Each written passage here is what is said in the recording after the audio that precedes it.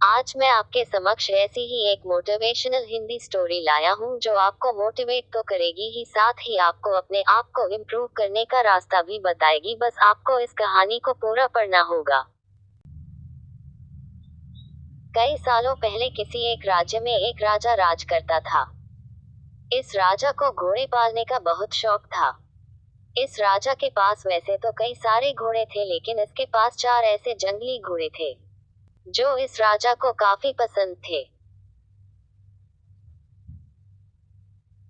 राजा ने इन घोड़ों को ट्रेन करने के लिए कई ट्रेनरों को बुलाया, मगर कोई भी इन घोड़ों को अच्छे से ट्रेन नहीं कर पाया।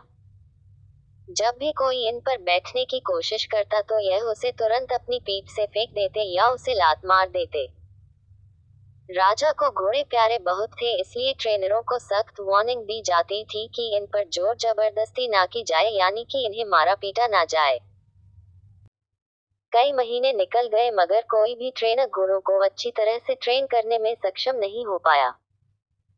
तब राजा ने अपने राज्य में ढिंढोरा पिटवाया कि जो भी व्यक्ति इन घोड़ों को अच्छे से ट्रेन कर देगा उसे बहुत बड़ा इनाम दिया जाएगा। कुछ दिनों बाद एक युवा ट्रेनर राजा के पास आया।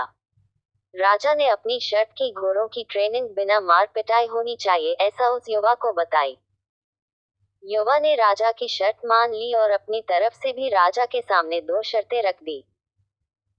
युवा ट्रेनर बोला, मैं आपकी हर शर्त मानने के लिए तैयार हूँ, मगर मेरी भी 2 शर्तें हैं जो आप मानो तभी मैं आपके घोड़ों को ट्रेन कर पाऊंगा।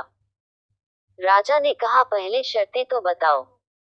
ट्रेनर बोला, पहली शर्त है कि मुझे इन घोड़ों को ट्रेन करने के लिए कुछ महीने या पूरा साल भी लग सकता है, उतना वक्त दिया जाए।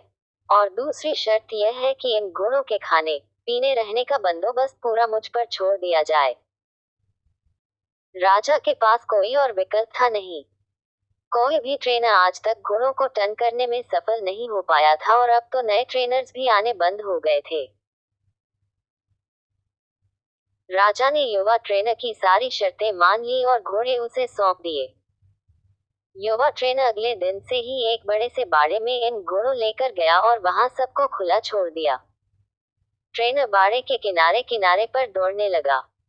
फिर दौड़ते दौड़ते थकने के बाद यह युवा ट्रेनर वही बाड़े में लेट गया। वहां से उठने के बाद उसने खुद ही घोड़ों को चारा खिलाया और पानी पिलाया। इन सब प्रक्रिया के दौरान उसने घोड़ों को नहीं बांधा था। अगले दिन भी ट्रेनर ने वही सारा काम दोहराया जो उसने पहले दिन किया था। ये काम उसका नित्यक्रम बन गया।